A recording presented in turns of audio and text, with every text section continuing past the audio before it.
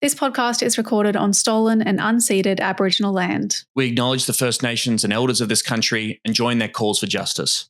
Always was, always will be Aboriginal land. 10, 9, 8, 7, 6. Why did you start at 10? 5, 4, Jesus. 3, Yep. 2, Then 2. 1. Happy New Year! Happy New- Those are little fizzy fireworks. Actually, Happy New Year discourse. What do you think about the anti-fireworks discourse? If you're a real environmentalist or a real animal justice party person, like Purcell, you're anti-fireworks and you want them banned. Oh, God. I guess so. Yep, sure. No, well, I was in Kiama. I do love fireworks. I was on the New South Wales coast, a little town called Kiama, which is quite famous for its sky show every year. But the local council had decided that they could not financially justify it, and so it was all called off. And I must say, it was a real bummer. It's like what do you do? It must be when expensive. There's no fireworks. Yeah, there always used to be there used to be a lot more fireworks. Like, because I usually will spend New Year's or have spent many New Years down the coast with my parents in Byron, and there might still be fireworks in Byron, but I didn't see any this year. There used to be fireworks in Brunswick. Too expensive now, I guess. Or maybe it's the woke Greens and their animal justice compatriots getting them What's banned. that? A fun thing? The Greens will be against that. Yeah. Did you follow the Sydney Harbour Bridge Bondi tribute debate? No. They were going to light up the bridge with a sign with the dove saying peace. Okay. And then a number of Jewish artists from the Australian Jewish artists wrote a letter. They came up with that in consultation with the Jewish Board of Deputies. Okay. Then some Jewish artists came out and said that's not specific enough of anti-Semitism, just saying peace generally. That doesn't recognise the We have to make it anti-Semitic negative. nature of the violence. So... And then they said they lit up a menorah on the bridge, which I'm not against lighting up a menorah necessarily. I just think it was such a remarkable indication of the level of public debate and interrogation of those events and where we're at as a country. I tell you what, truly. So maybe it's fitting then. An atmosphere of enforced unreality is the way Robert Mann has summarised. Yes. The state of debate, both over the past, since October the 7th, but particularly in the past couple of weeks. Yeah. I love that. That is exactly how it feels. That's what it feels like I am being subjected to, enforced unreality. So, let's take it back in time.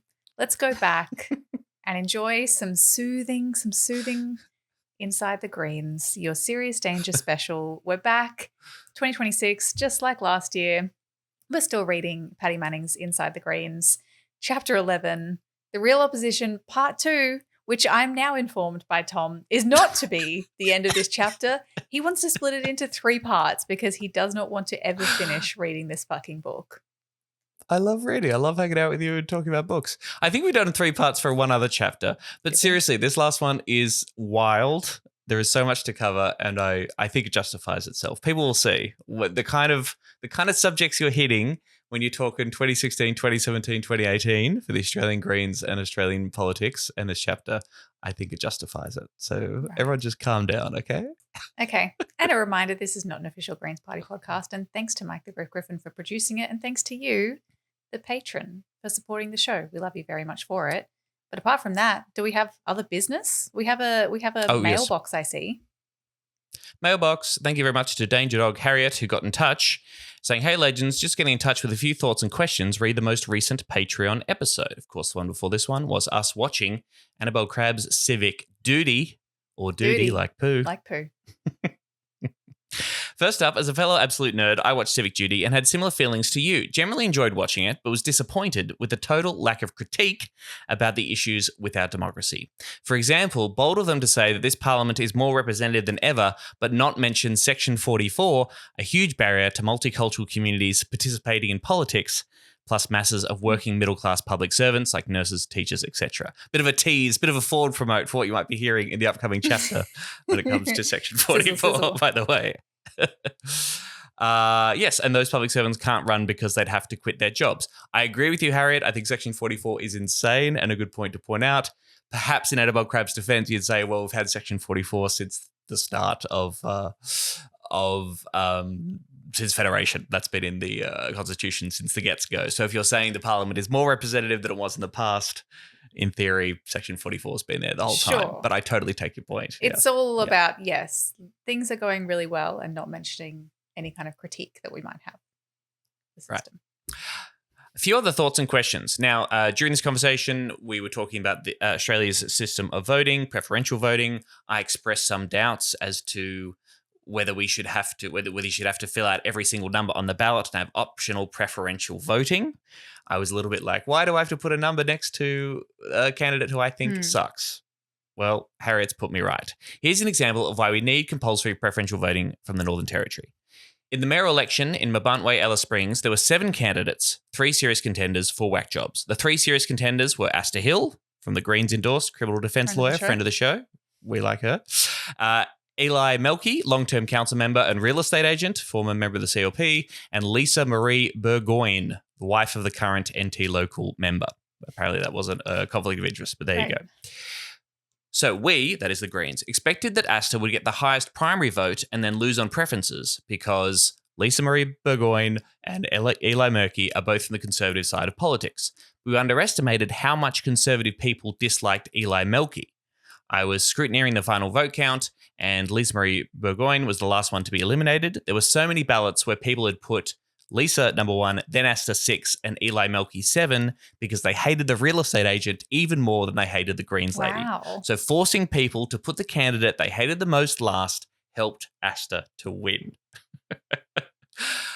I mean, that's an argument for why the Greens would like compulsory preferential voting and getting everyone to number the ballots. I mean, I will say whether it's more democratic or not isn't it fair enough to sort of? I'm not sure that is actually an argument for compulsory preferential voting because those people could have theoretically just not put a number against Eli Melky, and the result would have been the same, right? Would have been the same? Question mark? Yes. I don't know. See, I think we still don't know. Yeah. Anyway.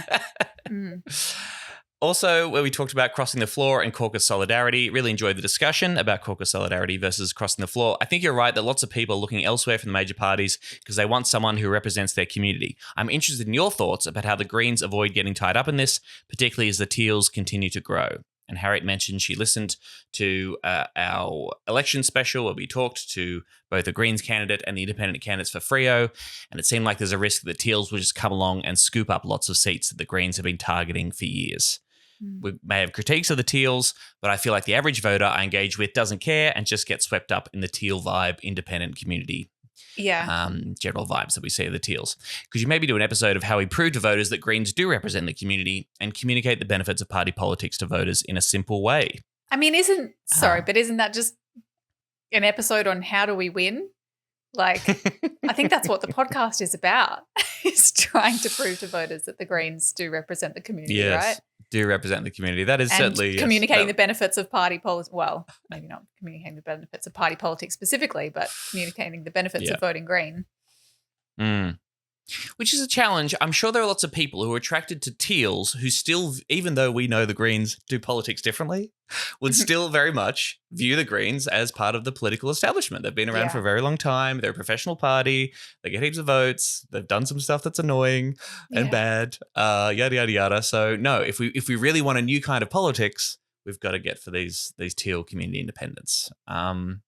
And, you know, it's fair enough to say that a whole bunch of that sentiment and attraction, a lot of perhaps the same impetus that attracts a lot of people to the Greens, can be found in that movement. We have critiques of that and we think of its shortcomings and its limitations, but it's not like it's from a completely different kettle of fish. You know what I mean? The challenge, and probably the biggest challenge is undoing the misperception that, independent equals anything in particular, because this is the problem. That it's there are some independents who I would have still been even though I want to see more Greens in Parliament, I still would have been stoked to see them elected because their politics is still were so good, like in Freo. But that's certainly not the case for every independent.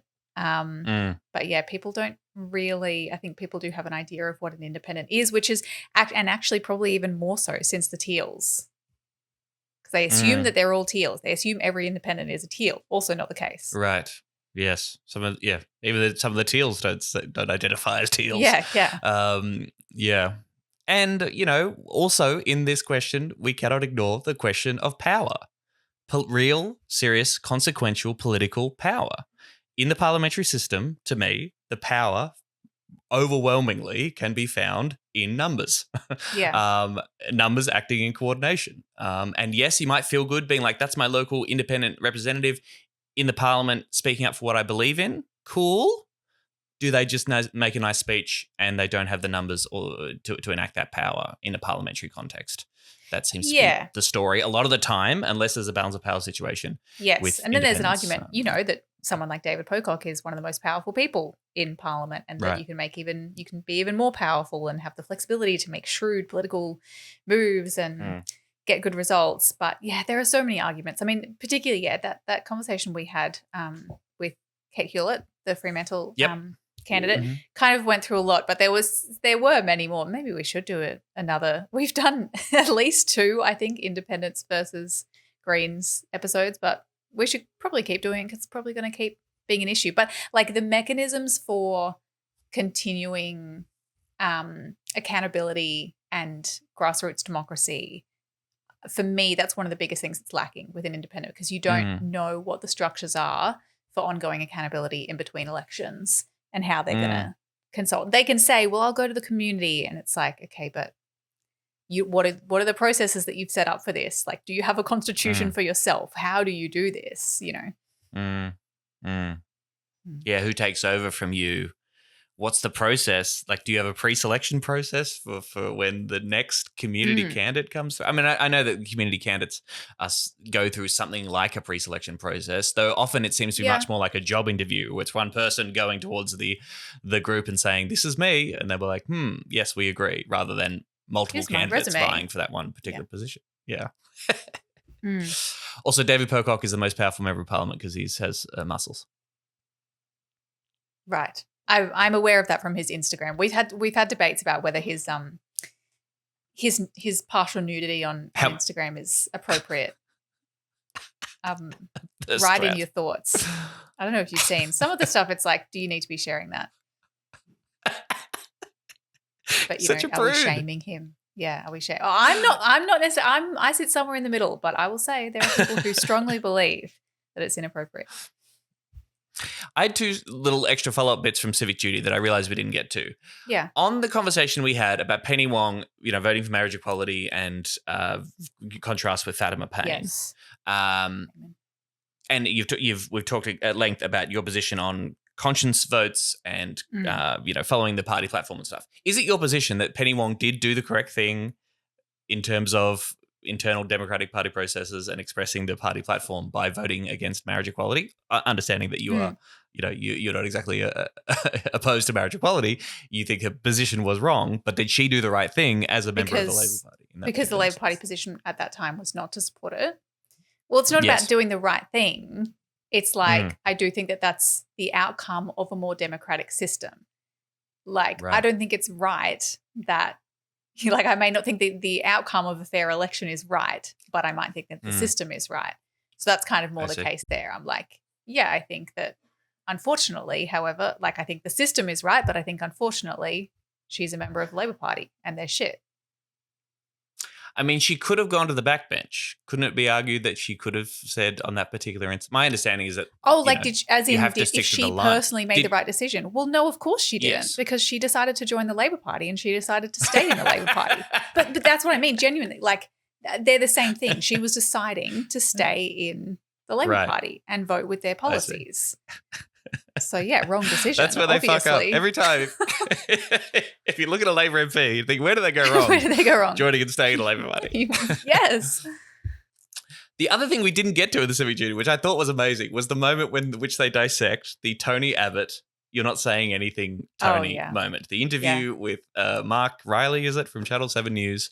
And they talked to both Mark Riley and Tony Abbott about this moment. And, of course, people remember it. Maybe we'll cut it in here really briefly, Mike.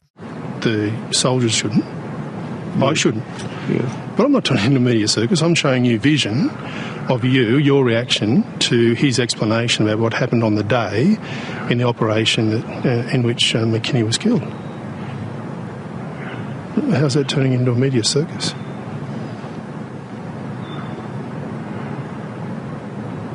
Okay, well, tell me, what's the context? And if it's out of context, what is the context?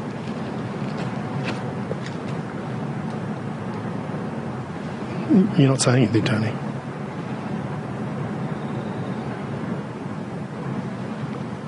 I've given you the response you deserve. Very famous moment. I mean, you need the visual, political journalism. Yeah. You're not saying you just listen Tony. to the silence.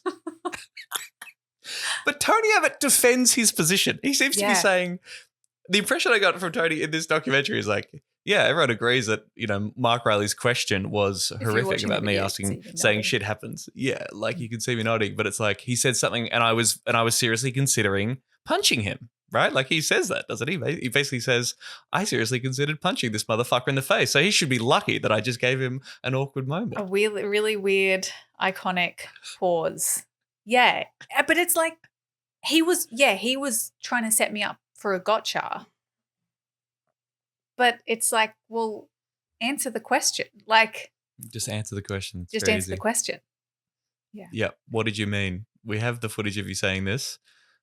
The implication that you've read into this, that you're disrespecting troops through your comments, can be pretty easily dismissed if you simply respond with English words in a coherent sentence. It's not really a gotcha. Like, it's not even if it were, it's kind of like, we'll just answer. Yeah. Anyway, whatever. If for no other reason, I reckon it's worth watching Civic Duty or just tracking down that particular moment. Just go back and watch. Yeah, it's always a good time.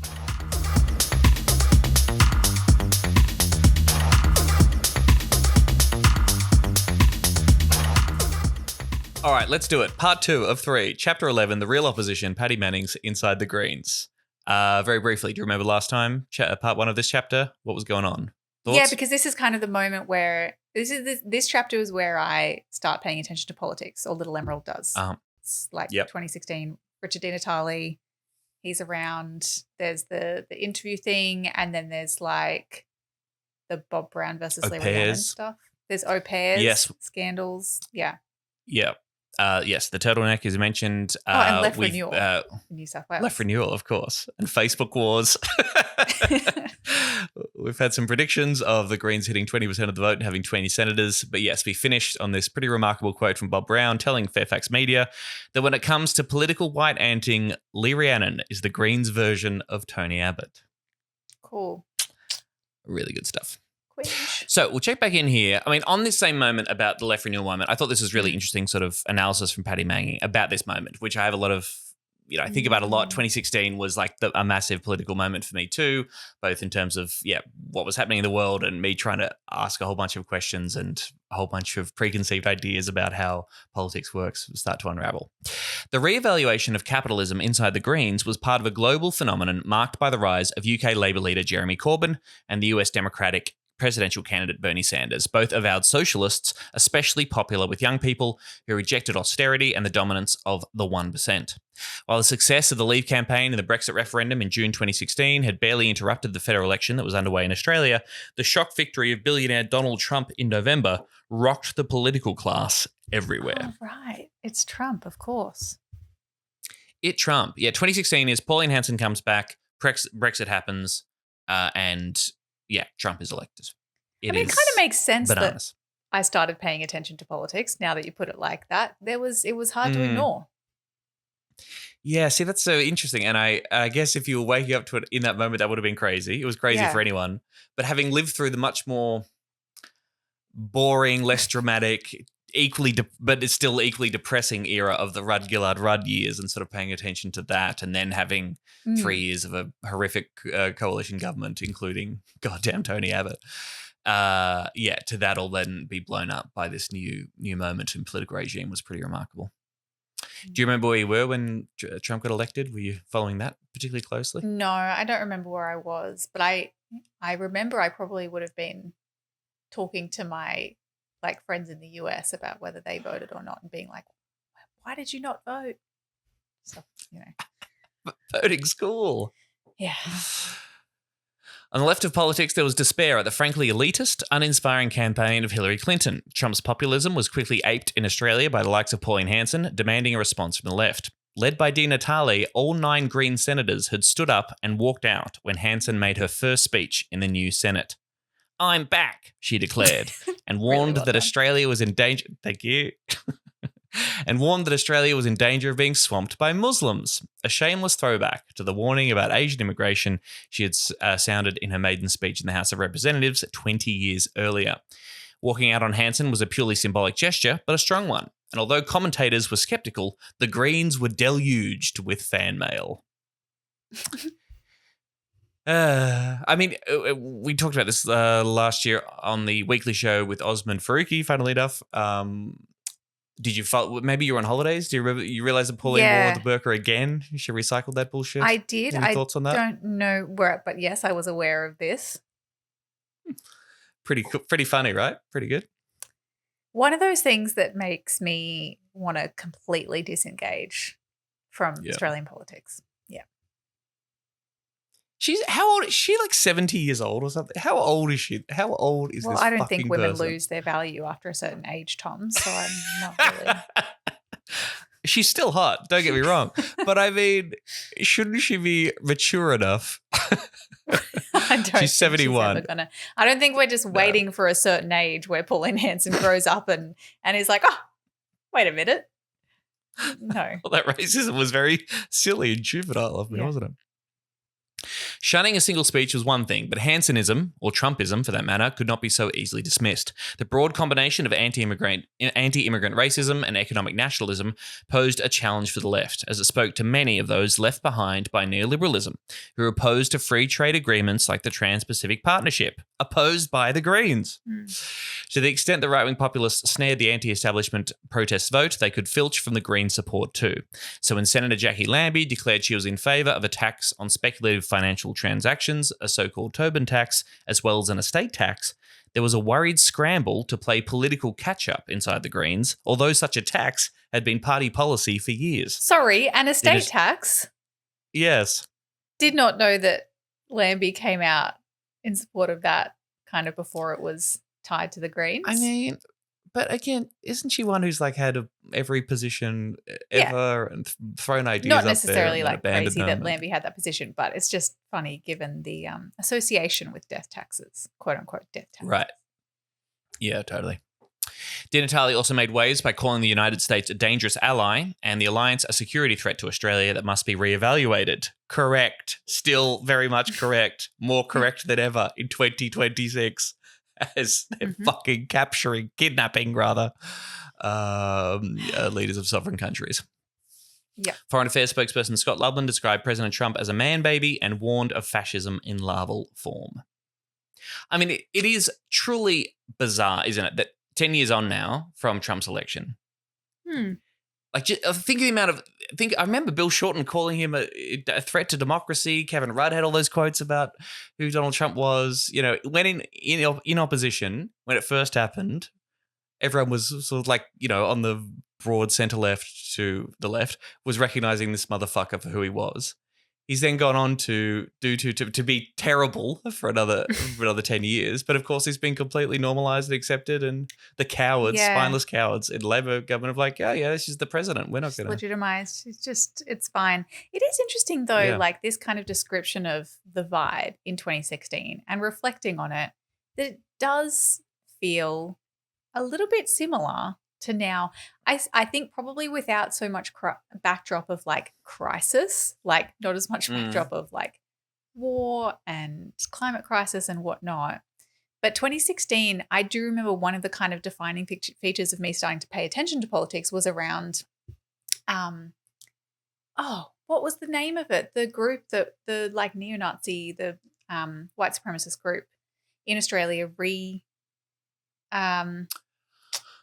what were they called? Anyway, they were like really gathering speed, and I was like, what's going to happen to this country? Like, but yes, there was that moment where people were looking for an answer to why their lives were shit, and there was growing right-wing populist sentiment at the same time as this potential for like left-wing populist growth. Rise up, Australia? No. Is that what you think? No. Nah. There's like United Patriots Front. That's what I'm thinking. I don't know why I said it started with an R. I'm thinking of Reform, I think, in the UK. That might be Reform why. now, right. But yes, United Patriots Front. Reclaim Australia. Reclaim Australia. Reclaim no, that's Australia. What, it was like Reclaim Australia and UPF. They were all kind of in the same crew. Same Talk about the dumbest names. Antipodean Resistance, Australian Defence League, Australia First. Antipodean Resistance is like particularly neo-Nazi, I think. But they all were. And now we have the March for Australia. And as I understand it, they are planning more marches. Like those people are planning more marches on the 26th of January. Right. This year. So, yeah. Tremendous. Least suited to the times was the pragmatic centrist professional politician. Labor under Shorten had already recognised this and was busy tacking left, developing a policy platform from opposition that would be described as the most adventurous since Whitlam. The Greens could only move further left. At the party's national conference in Perth at the end of 2017, Di Natale signalled a willingness to revisit difficult policy areas like the estate tax that had been abandoned in 2012 and drug law reform, including the potential legalisation of marijuana. In his plenary speech, Di Natale also called for an internal debate on alternative methods to electing the leader of the Australian Greens, potentially including a member plebiscite. Well. I guess he just wanted the debate. Yeah. No outcome. Let's have this conversation and shut it down once and for all. Yeah. Months later, he ran some new ideas up the flagpole at his first National Press Club address for 2017, touting a 4-day week and a universal basic income. I think I remember this, which got some laughs on breakfast television for a couple of days. Di Natale was becoming braver on policy while remaining open to sensible deals with the federal government, including helping broker a last-minute solution to a silly impasse over the backpacker tax just before Christmas, which saw an extra $100 million funding injected into land care. Vaguely remember that. Never understood what the details were, nor really cared. But Nationals, I remember Nationals MPs losing their minds about backpacker tax. Yes, that's so true. This is like ringing bells so far deep in the well of my mind that I don't wish to visit them. But it's so funny, isn't it? Like, if Di Natale is like, we're mainstream Australia and is all about, people taking the Greens more seriously, whatever the hell that means. Interesting that he's sort of doing that and then also, reaching for certain policy proposals that, at least in the context of the Australian Overton window, is pretty far out of it, right? Yeah, like he's simultaneously saying like Di Natale was the sensible guy and that he was really radical. And it's like, is it purely just his vibe? Is it just how he looks? Is it the fact that he's a doctor? Like, I guess it's like he's a doctor who plays footy. He presents as mainstream ordinary Australian, so potentially that gives him a bit more license to be a bit more like, hey, what about a 4-day work week? Yeah, and it's true. That's a thing. Yes. Well, I mean, Zora Mumdani wears a suit and talks about some radical ideas. In the ACT, Shane Rattenbury has returned to the Labor Greens cabinet in the climate change portfolio. In the WA, the Libs are kicked out. There's a massive Labor landslide. Greens win 2 upper house seats. But then we sort of get into 2017 proper, which I think is fair to say very messy year for the Greens. This period will later be referred to as the winter of discontent. So let's find out what happened. First of all, we have this. In the May federal budget, the Turnbull government confirmed its plans to restore some $18 billion of Gonski school funding, which the Abbott government had cut in its 2014 budget, and also to take some money away from 24 overfunded private schools. The new funding package was not sector blind, however, and was still $22 billion short of the Gonski deal struck by the Gillard government. Labor opposed it, and in the lower house, so did the Greens, with Adam Bandt attacking both major parties in a damning history lesson. It should not be beyond the wit of this place, this is banned now, to return to David Gonski's original idea of a needs-based, fully funded, transparent, and sector-blind model that ends the overfunding of wealthy private schools and results in a well-resourced public school sector. But neither Labor nor the Coalition has put this on the table. The real action would be in the Senate, where Sarah Hanson-Young now had the schools portfolio for the Greens, following a bruising reshuffle in the wake of the 2016 election.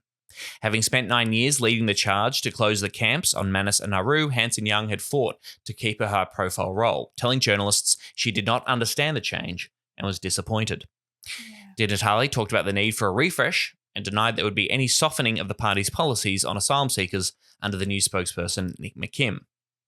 I think that's probably fair. I mean, I don't know the inner machinations of the decision, but I think that's certainly not what has eventuated. It's not like the Greens shifted to the right on refugee policy under McKim. But I do remember this vaguely, this being a thing that everyone was like, they took the portfolio away from her. The Gonski funding bill was Hanson-Young's first test in her new education role, and she was determined to make her mark. She led negotiations with the Liberals Education Minister, Simon Birmingham, a fellow South Australian senator. The Greens were divided on whether to negotiate with the government at all, given there was staunch education union opposition to the new funding model, which they described as a con job. The broader strategy was unclear. Why compromise on public education? Why help a dysfunctional, divided Turnbull government? Former education spokesperson Lee Rhiannon was particularly vocal in her opposition to the deal and started campaigning against it in her home state. In the final week of the Gonski negotiations, there was a telephone hookup between the party room and the National Council to decide the party's position. One of the national councillors for New South Wales announced that Rhiannon was bound to vote against the final package. Effectively, she would cross the floor. This was perfectly in line with the federal party's policy, and the New South Wales Greens do not allow MPs to exercise a conscience vote against policy. But notice of Rhiannon's position had come very late in the day for her colleagues, including Di Natale and Hanson-Young, who had been negotiating with Birmingham on the basis that they could deliver 9 votes in the Senate. Now they were down to 8. This was still a crucial block, but from the government's perspective, negotiating with other crossbenchers was suddenly more appealing. The Guardian now reported that the New South Wales Greens had directed Rhiannon to vote against the package. It was not enough to kill off talks with the government. Di Natale and Hanson-Young was still at the negotiating table, but when Jackie Lambie backed the reform, Birmingham had the crossbench votes he needed, and the Greens were sidelined. Hanson-Young had been instrumental in securing an extra $5 billion in funding, an independent school resourcing body and more besides, but the Greens could claim no credit. They ended up voting against the legislation on the basis of relatively minor reservations about a $50 million SOP to the Catholic sector. Sorry, you were going to say? No, I'm just, taking this all in and the kind of details of it. But I did want to note, because I think one of the other questions that Harriet, who we were answering their questions earlier, asked, we had this conversation about crossing the floor and party caucus solidarity and conscience votes when we watched Civic Duty. And Harriet was asking, what exactly is the situation with the Greens?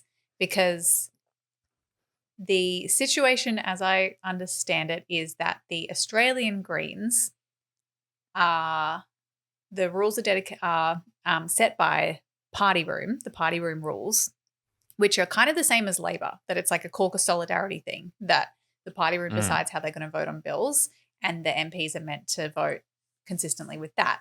But there's an exemption from that in the Australian Greens, rules somewhere, constitutional bylaws or whatever, for the New South Wales Greens, because their MPs are bound to vote along the lines of policy, even if that contradicts the caucus or the party room decision of the MPs in Australian Parliament. And I think, I know there were moves as well to get an exemption for Queensland, because we also, at a state level, bind our MPs to party policy. I actually can't remember if that ended up passing, but that's definitely something that the Queensland Greens have tried to do, if not done. So that's, Yes, also perhaps important to note, premised on the idea that the party room reaches its decision through consensus. So unlike in the Labor caucus, where there is eventually a vote and some people will be disappointed and not everyone will be happy, but if the numbers will carry it, then that's what binds caucus. In theory, Australian Greens party room talks for hours and hours until everybody feels comfortable they reach a decision that everybody agrees with. Sure. But even in that instance, it seems like New South Wales Greens can be like, no, well, you've got to do what we say. If it's inconsistent with party policy, it's not that the New South Wales Greens have the power, like state council or something can just direct their MP to vote against the party room decision for any particular reason. It's the fact that like a New South Wales Greens MP must vote in accordance with the platform on which they were elected. Yeah. Gotcha. Yeah, very, very strange. Why compromise on this? If like Labor's against it too, and like really, like we're going to be the right of Labor on the public education question. Really, I mean, I know they're in opposition and in government, they certainly haven't exactly fully committed to implementing the full Gonski. That's for sure. But at least in that moment, it's this thing of being like, so that we can secure these additional wins. Yes. But yeah, probably not worth it. I don't know. At the next day's party room meeting, Hanson Young confronted Rhiannon. She had found out via Twitter about an A5 leaflet authorised by Rhiannon and distributed in a handful of New South Wales electorates, which called for support of the full Gonski package the previous Labor government had agreed on with the states. If it was a hanging offence, it was an unusual one. But for the party room, it was the last straw. As Rhiannon tells it, Hanson Young was clearly furious. She and Richard had said what I'd done had undermined negotiations. I found it ludicrous. Not all her party colleagues spoke out against her, says Rhiannon, but quite a few did, more than I'd expect. As she tells it, Di Natale was especially grave. It reminded me of being back at school. How ironic. It reminded me of being back at my poorly funded public school. We were told my actions had to be reported to the National Council and there will be consequences. Consequences there were. On the Friday, the 9 other Greens of the party room signed a letter to the National Council drafted by Di Natale's Chief of Staff, Kate Fairman, complaining about the leaflet and Rhiannon's failure to tell Hanson Young or any other federal colleagues about it while negotiations with the government were underway. The letter was soon leaked, and from that point, the dispute played out all over the media. The National Council refused to endorse the letter, batting it straight back to the party room. After a marathon 5-hour meeting in Melbourne the following Wednesday, the party room passed 2 resolutions. One, unanimous, calling for an end to the practice of New South Wales parliamentarians being bound to vote against the party room if the state branch directs them to do so, even though this had never occurred. And another, to suspend Rhiannon from the party room while contentious issues were being discussed. Significantly, Bant abstained from the second one. King. And hashtag I Stand With Lee Rhiannon campaign took off. I'm sure the Lee Facebook Rhiannon. groups were going wild. Yes. Je suis Lee Rhiannon. Je suis Lee Rhiannon. Rhiannon turned the tables, going on ABC TV's Insiders to express her disappointment in Di Natale's leadership. I remember that. I think I'm watching the Insiders every single week at this point because I'm very cool. Di Natale declined to retaliate, but in an interview for The Monthly said that Rhiannon was disappointed in Bob Brown's leadership. She was disappointed in Christine Milne's leadership, so it's no surprise she's disappointed in mine, especially as she doesn't even believe the party should have a leader. Fuck me dead. Guys, why are we fighting? Just going back a little bit, isn't it crazy that negotiations were happening when the party hadn't sorted out their position on the law? I guess they get back together and see you'd come to a position on what your negotiations had achieved. Yeah. But it seems like there was a pretty fundamental question that had not been resolved and they'd already started like surely you make a plan. Yeah, you come together and you make a plan for the negotiations. You should probably figure out what you're like from what position you are negotiating first. But it sounds like that did not happen. Yes. Yeah. I mean, this whole thing, as I said, I was kind of starting to pay attention to politics, but I didn't understand it all that well yet still. I wouldn't have known what Insiders was. I was not really aware of what was happening here. But looking back on it, I mean, it's just so fucked up because she distributes a flyer promoting the Greens policy effectively. Yes. And they're like, how fucking dare you? You're disrupting our negotiations with the Liberals. Now we're going to suspend you from the party room. Fuck off. On contentious issues. Ridiculous. I mean, clearly it's all the long-standing beef between certain factions and thoughts within the parties coming to the fold. But yeah, pretty extraordinary. I assume the leaflets didn't say call Sarah Hanson-Young's office and tell her to negotiate. It was just like, let's do the full Gonski, the thing that we all agreed on. No? Yeah. Having the courage to campaign for the thing that you say you believe in. Yeah. Yes. And where was all the Labor don't let the perfect be the enemy of the good stuff around this time? I mean, it seems like, it's either... Yeah, blockers. Labor negotiate were with the Liberals. Really being blockers. Yes. They wouldn't just work together in good faith with the government that had a mandate, you know. Strange. All right, so all that's happening. Then in the middle of this all-out brawl, a mysterious Perth lawyer discovered that co-deputy leader Scott Ludlam, born in New Zealand, had dual citizenship and was thus ineligible to be an Australian senator. He resigned almost immediately in a major blow to the party. Within days, Queensland Senator Larissa Waters also resigned, revealing she was born in Canada and had dual citizenship. Having lost both his co-deputies, Di Natale was flawed. The Greens were mocked as incompetent, and Di Natale announced a root and branch review of the party's governance and processes. On 7:30, he said, "It's been a shocking few weeks. No sugarcoating it, Lee." It's Lee Sales. "It's been shocking." Sales then asked how confident Di Natale was about holding on to the Greens' top job. "Very confident," he answered, but the ensuing weeks saw a spate of articles questioning his leadership and the party's direction. The ABC's Four Corners program began trailing both Di Natale and Rhiannon and soon would beam a picture of dysfunction and disunity into hundreds of thousands of Australian homes.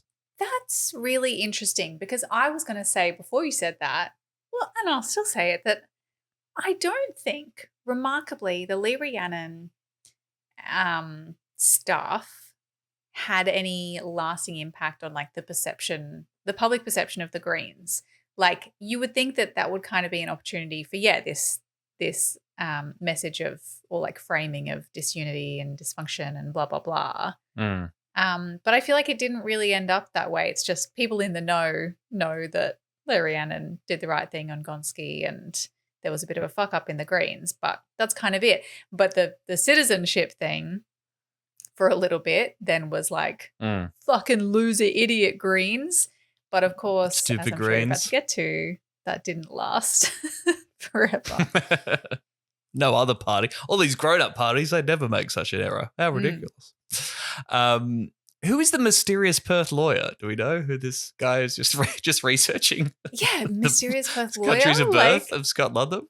One of those people, I don't know, they're probably trying to get a reason to stop paying their child support and reading the Constitution and accidentally discovered the Greens weren't meant to be in Parliament. It became clear that the Greens were not the only political party whose MPs were ineligible to sit in Parliament, as the dual citizenship saga worsened and spread to other crossbenchers, then to the Nationals and then to both major parties, causing a string of by-elections and occupying the federal parliament for much of the ensuing year. Paradoxically, the Greens' handling of Ludlam's and Waters' ineligibility, a forthright announcement and apology, followed by an immediate resignation, came to look increasingly principled. Yeah. As MPs from other parties ducked and weaved and had to be prized from the Parliament by the High Court. A column in the notoriously hostile Australian ran with the headline, "Are the Greens the only adults in the room?" Oh my God. Do you remember as a Queenslander, as a Queensland Green, yes.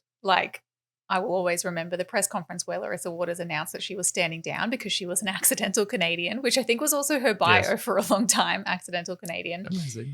Yes. And particularly because that was also the moment she stood there at least with Jono Sriranganathan. Yes. And he was wearing a great colourful scarf. And he became known as Rainbow Scarf Man, first Queensland Greens Council and Brisbane City Council. But I also think I remember hearing this news and I was overseas. I think I was on exchange for uni. And I think I cried when I heard that Larissa had to resign. I was so sad. Love. Well, I think she cried too, yes. Yeah, it was such a crazy time. Yeah. Hot take. If this was, I don't know if this is possible. I don't know what relationship Scott Ludlam had to the mysterious Perth lawyer. Yeah. But if he could have kept it on the DL, if he should have just shut the fuck up and just ignored that information and carried on with his life, continuing to be a cool guy, one of the coolest senators that have ever been in the federal parliament. Would that have been a better world?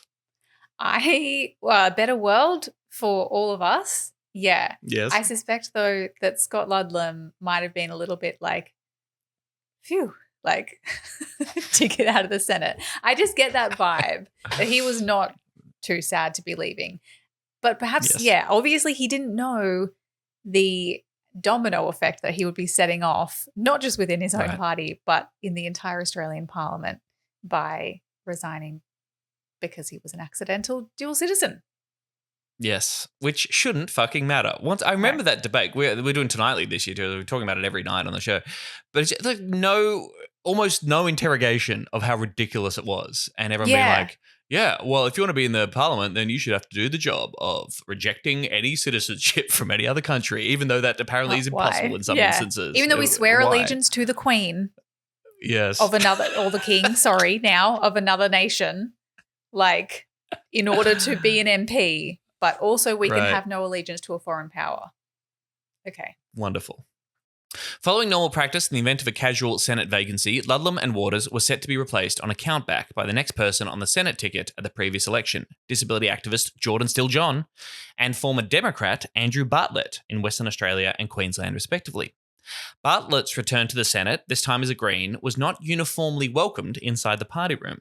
Bartlett had increasingly aligned himself with Queensland's more radical left, interesting, and in a confidential email inadvertently sent by Reply All to the entire National Council list, Janet Rice confided to outgoing Secretary Rebecca Goldie's that she was quite worried about the prospect of having Andrew as a party room colleague. Whoops. Oh, how embarrassing. The entire National Council list. Oh, Janet. Wow. You ever done that? You ever sent an email about a person to the person or to a group of people? No, I have not. I can't say, but I have been privy to someone else sending an embarrassing Reply All email in the context of an election campaign. I see. Referring to one of their opponents, and that's all I'll say. Okay. I'll tell you off mic. All right. That's an extra Patreon tier that you need to pay for if you want to find out who that was. You can pay me $1 million and I'll tell you. Still John was wary of a backlash if he was seen to be pouncing on the seat vacated by the popular Ludlam, declaring he wanted the support of the members. There was a path back to the Senate for Ludlam if Still John immediately resigned and was replaced by himself.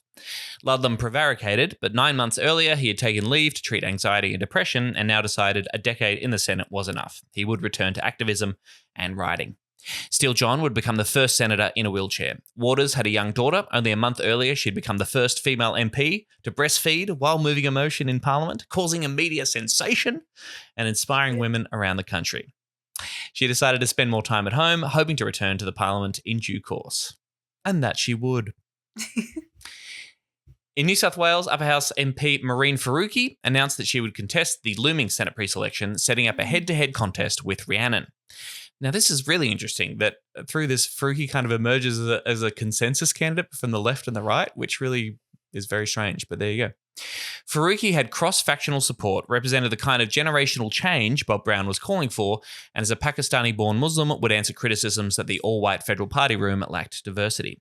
The federal Green MPs came up with a clumsy compromise, allowing Rhiannon back into the party room, but setting up a special subcommittee to meet whenever the party held the balance of power and contentious legislation arose to exclude MPs who were bound by their state party's position or who intended to exercise a conscience vote.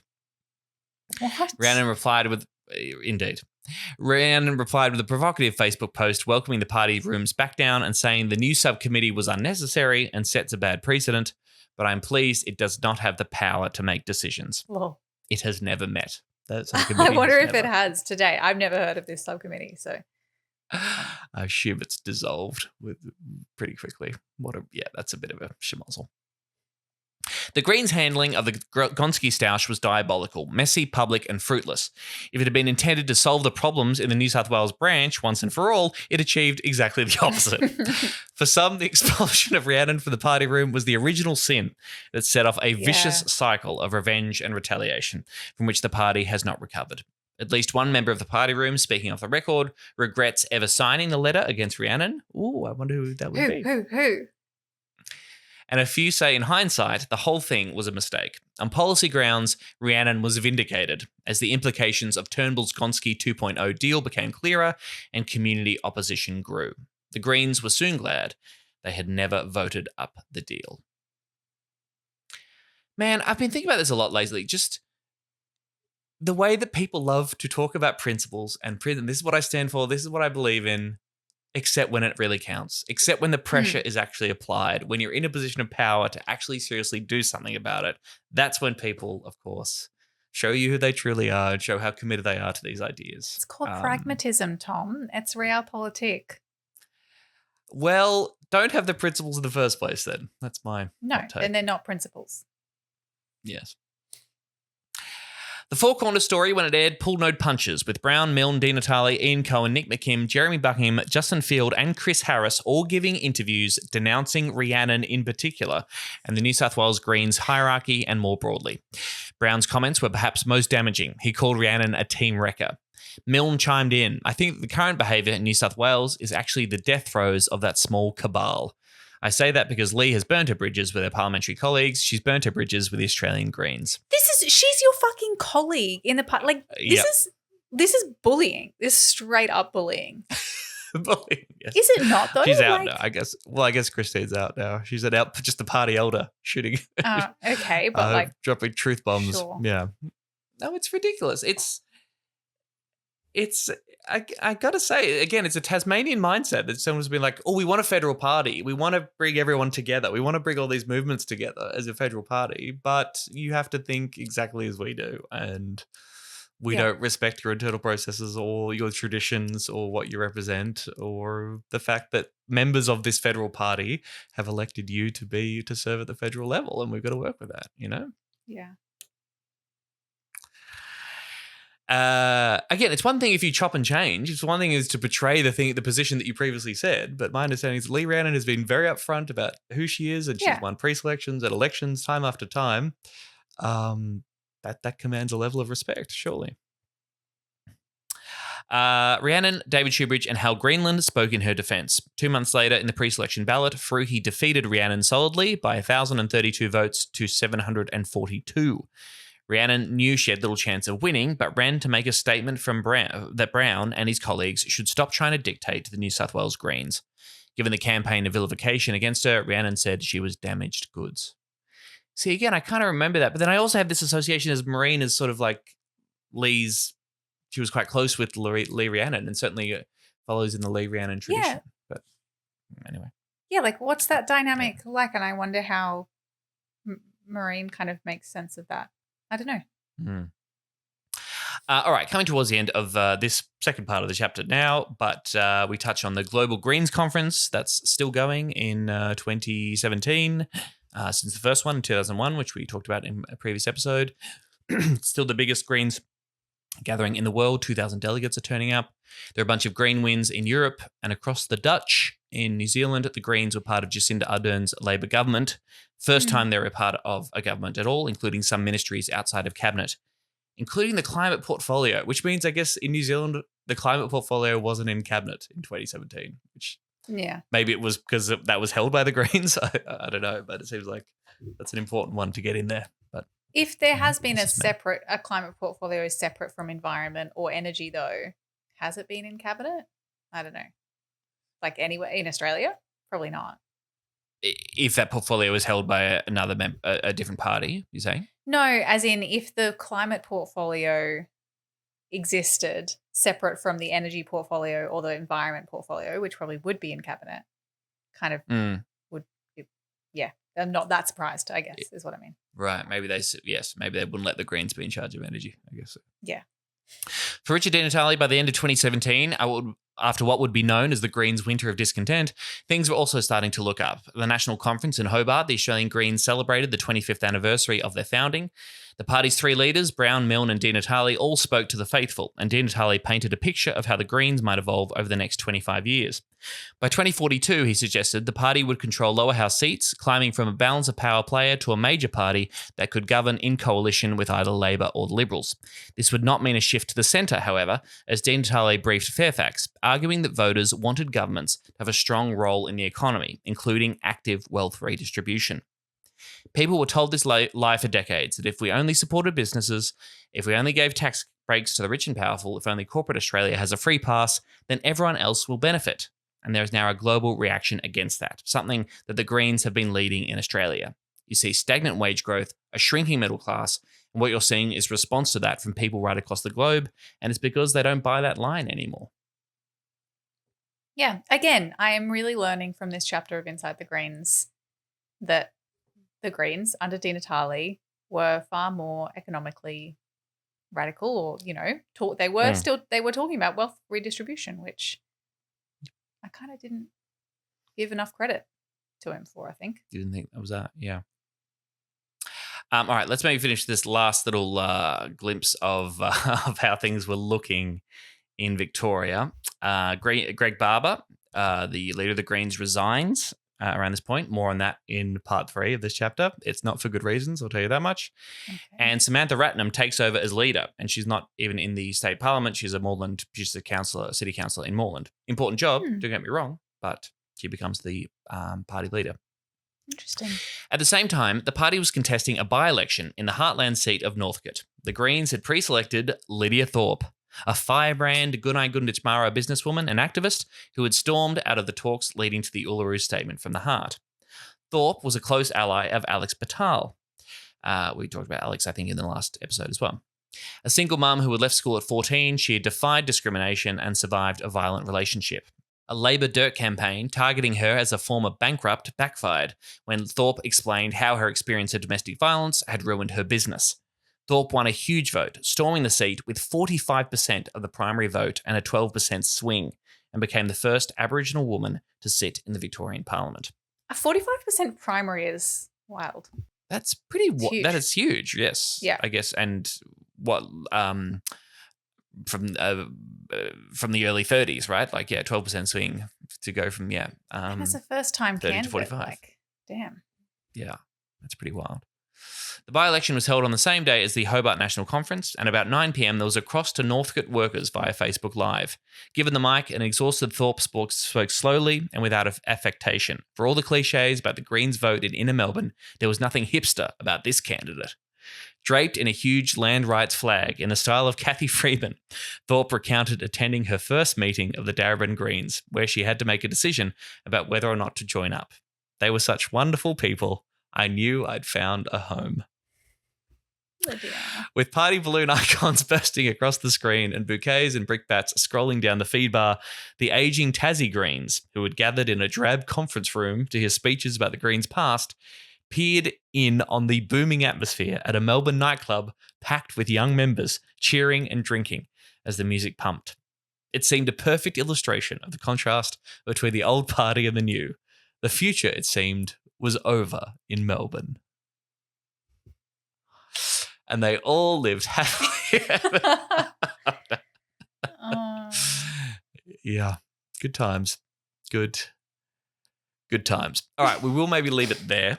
Okay. There is still a lot more to get through in this part 3 of this chapter, including rolling scandals for the Greens in the wake of the Me Too movement of 2017 and 2018. Some pretty ugly times for the party, and some pretty messy times indeed, especially in New South Wales. A lot of that's going to blow up, and we will head to the 2019 election, and then we will finish part 1 of Paddy Manning's Inside the Greens. Okay. I enjoy it when I'm here, but every time you tell me that we're not even finished part 1 of the book yet, I feel trapped. We are yet to decide whether we are going to get into. I haven't read part 2. I think it's a number of essays. It's the fight ahead. So it's from the 29 perspective.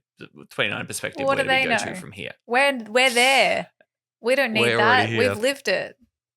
The future is now. So we could probably leave that. I would like to get Paddy on if he's up for this chat to reflect on the book, and yeah, it's been a real journey. I think we've learned, we've laughed, we've loved. We've lived. Thank you for listening.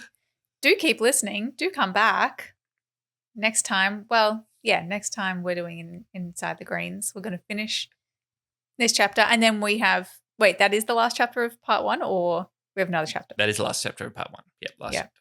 Whoa, you don't want to miss that.